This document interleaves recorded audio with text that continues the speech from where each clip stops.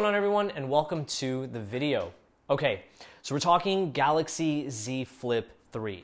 I have had the pleasure, is pleasure the right word? I have been fortunate enough to be able to test the Galaxy Z Flip 3 and the Galaxy Z Fold 3 for well over a week now, and spoiler alert for both phones, I have been having a lot of fun with the foldable flagships from Samsung. Now, I have a lot to say about both of these devices, which means that there will be a separate review video for the Galaxy Z Fold 3. So if you're new to the channel and you haven't subscribed, make sure you do so you are notified as soon as we upload that review, because you will not want to miss it. And speaking of subscribers, we also broke 7,000 recently, and I can't remember if I have thanked you, our viewers, for that. So thank you so much if you already have subscribed, and here's to many more. Now, with that out of the way, let's talk this amazing lavender phone from Samsung. One thing I did want to mention before we jump into the review is that these are the very first foldable phones that we've had a chance to actually get in the studio, test, and review, right? So we're going to be basing this review just off the experience of using the Z Flip 3. We're not really going to compare it to any of the previous generations because obviously we've never owned those phones, so we can't really speak to our experience with them. Now, something that I've really enjoyed whenever it comes to the Flip 3 and even the Fold 3 is the product experience. Whenever you think about it, both phones use foldable technology, but as you start to use them, you start to realize that Samsung created these two products for two very different smartphone consumers. The Flip 3, quite honestly, aims to blend the smartphone experience that we have right now, that we're all really comfortable with foldable phone technology. So when foldables first dropped, at least here in the States, like a couple of years ago, I personally felt like they were a niche type of product. Is that how you say it? Niche? Do you say niche? Niche? Niche? We're going with niche. Anyways, when foldable phones first dropped, I thought they were a real niche product. They were super, super expensive. And quite honestly, even myself, whenever I would look at them, I would think like, what am I gonna do with a phone that folds? No thanks, I'll just stick to my traditional smartphone. It works just fine. But a phone like the Flip 3 reminded me a lot of the S21 Ultra whenever I had the display open, but it just so happens that you can fold it shut whenever you're done using it, which will, one, take you back several years to the retro flip phone days, and two, it also makes it a lot smaller and more compact in terms of its overall surface area when you're not using it. So there actually is a little bit of functionality in there. Niche. Let's be for real though. When you're buying a phone like this, you're not buying it because it's a practical phone, right? You're buying it to flex on people, no pun intended. But seriously, you're buying it so you can walk around in the street and be like, cool iPhone, bro. Can't do this though. Bear with me for a second. Here's what I mean when I say practicality. Let's take the display of this phone as an example. There's nothing wrong with the overall quality of the display. It's actually amazing. It's a 6.7-inch 1080p AMOLED panel that gets plenty bright, plenty vivid, and it has a 120 hertz refresh rate. But it can be awkward to use at times because the aspect ratio is so narrow and so tall. So whenever it comes to certain apps like YouTube, when you're watching a video, you get those really big black bars on both sides of the video, and you can't just help but think to yourself, wow, this is like a lot of kind of wasted space. And if you're like me and you like to stream a lot of content or play mobile games, you'll kind of start to notice that things just kind of look a little wonky as you're using them. Typing can also be a little awkward, and it'll take some time to get used to because, again, your keyboard and the keys on the keyboard are really narrow and really tall. Hopefully, certain app developers can optimize their app for a display that's this tall and this narrow. But again, it can be awkward depending on what you're doing. And another thing to keep in mind is if you are planning to buy this phone, chances are you want to keep it for a couple of years at least. I don't know, unless you're like me and you have no willpower and you're going to upgrade it to a different phone 6 months from now. But if you are going to keep it long term, you got to consider to yourself how much you're going to enjoy having to continuously open the phone and then flip it shut whenever you're done using it 2 years down the line. All right, let's talk about the dreaded H word that is associated with every foldable phone, the hinge. Here's the deal with the hinge on the Z Flip 3. If you're looking at the phone directly, you can't really see it at all. It's only when you start to tilt the phone off axis that you'll start to notice light refract off the crease that the hinge makes in the display. And even then, it's really not too big of a deal. Now here is one thing to keep in mind with the hinge on this phone. It runs horizontally directly through the center of the display. So if you're going to be scrolling up and down on your screen a lot, your thumb or whatever finger you're using to scroll is going to go into the groove of that hinge as you go over it. And content on your screen will also do this really interesting kind of like a warp thing where as the content goes down or up through the hinge, it warps into it and then warps back out of it. So overall, in my time using it, the hinge has kind of disappeared for me. You really don't notice it, but if you're newer to foldables, it might be something that could get annoying. You never know. Now, the Z Flip 3 does come with a secondary display that's on the back of the phone if it's open, and on the front of the phone if it's folded shut. You get what I'm saying? Either way, it's on the outside of the phone, right?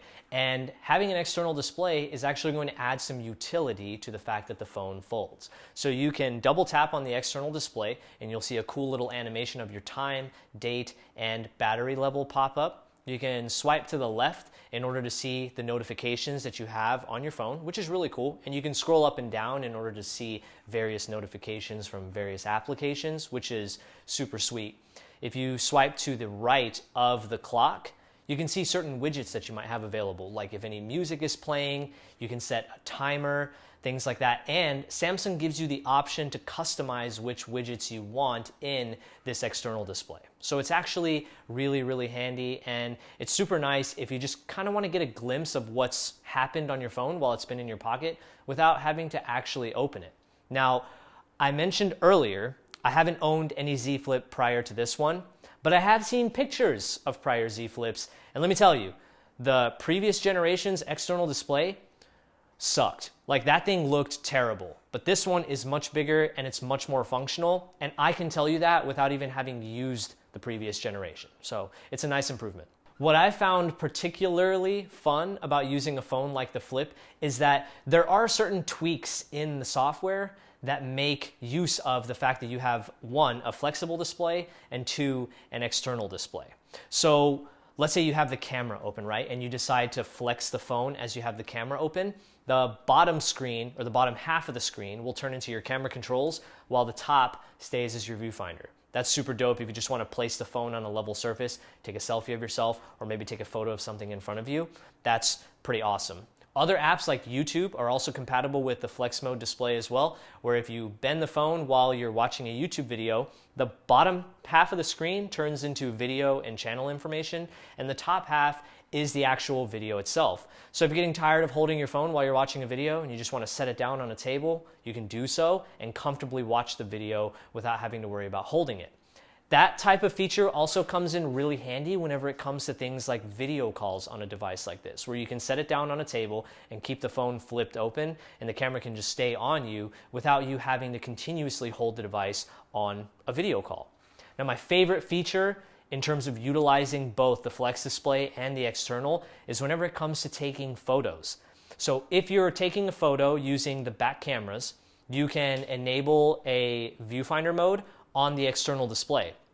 So let's say you're taking a picture of someone, they can see exactly what they look like because they can look at themselves in the external display. Or if you wanted to use the higher quality lenses on the outside of the phone to take a selfie, you can turn the camera over and you can see yourself as you're getting ready to take a selfie, which is super dope. So I'm hoping as these products mature and get into more people's hands, more and more app developers will integrate cool features like this into their app, and it's just going to be super sick to see the type of use case scenarios that come from this. And all these cool software features run really well on the phone because the Z Flip 3 comes boasting flagship internals, the Snapdragon 888 processor with 8 gigs of RAM. So from a performance standpoint, you are absolutely more than covered. But here's the thing. Whenever it comes to a phone like the Z Flip 3 that is boasting what should be and still is considered new technology, like a folding screen, comes with an excellent quality screen, 120 hertz, flagship internals, the phone's build and looks amazing. There are going to be certain aspects that might take a little bit of a hit given the fact that this phone is relatively competitively priced for its feature set. Now, those two aspects of the phone are going to be the battery life and the cameras. I'm not saying that they are bad, they're just good. So the phone comes with a 3,300 milliamp hour battery, which when you think about how many different things are crammed into this phone, 2 different displays, one of them folds, you got to make room for a hinge. There's only going to be so much room in the top half and the bottom half of this phone to stick a battery pack. So 3,300 it's okay. It's small for an Android phone, but that's going to lead to relatively okay battery life depending on how you're using it throughout the day. If you're a light to medium user, you can definitely get through one full day on a single charge. If you lean more towards the power user side, you can definitely kill the phone before the day is over. So battery life is okay. And in terms of the rear cameras being used on the phone, they're 2 12 megapixel cameras, which again is okay in terms of performance. I actually found that if you have enough light and you're taking photos with this phone, it actually produces more than perfectly usable shots, which is going to be okay. Is the phone going to perform as well as an S21 Ultra or an iPhone 12 Pro Max? No. But then again, you're not buying this phone for its camera performance. You're buying this phone to flex on people. So let's keep that in mind. Now, I'm not going to lie to you. Where I was the most nervous whenever it came to a phone like the Z Flip 3 was how durable and how well built the phone would feel from a build quality perspective, right? Because it's a foldable phone. It's still considered a new technology. I had legitimate questions as I ordered it. Is it going to feel really fragile? Am I going to have to be really careful whenever I'm using this device in terms of opening and closing it? Is the top half going to feel flimsy whenever it's connected to the hinge or anything like that? That's something that we probably would have seen from older phones back in the day, but you just never know, right? No one can blame you for having questions whenever you order a device like this that folds. But I was pleasantly surprised at just how well built this phone feels. Samsung said when they built this phone, they were using a more reinforced aluminum compared to previous generations, and I don't doubt them in the slightest with that claim. The phone feels really solid, whether or not it's folded open or folded shut. And in terms of how cohesive the phone feels with the 2 top halves connected to the hinge, it all feels really buttoned down and well put together. So overall, it's a really solid hardware package. I'm also a big fan of the design of the Z Flip 3. It's kind of got that Pixel 2 vibe to it, where you've got a main color of the phone, and then that glass panel is obviously different. This lavender is my favorite color that is offered. Purple phones are dope. Purple phones with black glass are even more dope. So big fan of the design, big fan of the hardware choice here. And another cool thing that I feel is really underrated is that there is a fingerprint sensor built into the power button, and the power button is perforated into the enclosure, so it's easier to find. Another cool thing, this phone is IPX8 water resistant. So when it comes to IP ratings, IP stands for ingress protection, obviously. The 2 numbers that follow IP represent the dust protection rating and the water protection rating. The X for the dust protection rating means that it's not protected at all against dust or like sand or fine pieces of debris that can actually get into the phone. But the 8 in terms of water protection means that this phone can actually be submerged in a decent amount of water for a decent amount of time and be fine. Considering this phone bends and folds and has a hinge and has gaps in the actual build because of that hinge, it's amazing that it actually has a water resistance rating. So huge props to Samsung's engineering team figuring that one out. That is actually pretty awesome. So from a build quality perspective, given that this folds, it blew me away, man. I was thoroughly impressed. All right, so Z Flip 3, my final thoughts on it. It is so much fun to use. I already had really high expectations, and I was super excited whenever I ordered the Flip and the Fold, and both of them exceeded my expectations in terms of just how much fun they are. It's such a refreshing break from the traditional smartphones that we're all used to, right? There are a couple of things that you should keep in mind if you are seriously considering buying a Flip 3. Number one is, are you okay with the price tag? It starts at $999 for 128 gigs of storage, which I guess isn't bad. It does compete with all the other flagship phones that we're seeing, but just understand that not every aspect of this phone is going to be flagship quality, mainly the battery and the rear camera system. But again, it folds. You can do this whenever you're done with a call. That on its own is worth $1,000 to me. So if you're in that boat, I honestly think you're really going to enjoy the Z Flip 3. It's available in 7 colors. None of them matter except lavender, so get yourself the color lavender. And if you're on the fence, honestly, just give it a try. Like if you've been saving up some money, this is honestly, in my opinion, the best time to start jumping into the foldable smartphone game if you've been on the fence whenever it comes to that type of technology, because seriously, you can definitely use this device on a day-to-day basis. The only other thing I would recommend you do is invest in some sort of protection program for the phone. I would probably recommend just doing Samsung Care Plus, considering they make the phone, but it's only been in reviewers' hands for a week, 2 weeks maybe at the most. And at the end of the day, no one can really speak to how long a phone like this will last or how well the display or overall quality of the product is going to hold up 2 to 3 years down the line. When it comes to something like this that's still new, I would definitely invest in something that is going to cover you much further down the line, because again, you just never know. But if you're on the fence, give it a shot. It is so much fun. So if you guys enjoyed the review, make sure you hit like and subscribe down below. And if you're excited to see our review over the Fold, which is coming up next, make sure you hit subscribe and turn on notifications, because you definitely don't want to miss that review either. All right, guys, I'm out of here. Thank you so much for watching. Stay safe, and I'll catch you guys in the next one. Peace. Check this out. Bye. Okay, now let's talk about the dreaded H word that is associated with every foldable phone: the hinge. Bum, bum, bum.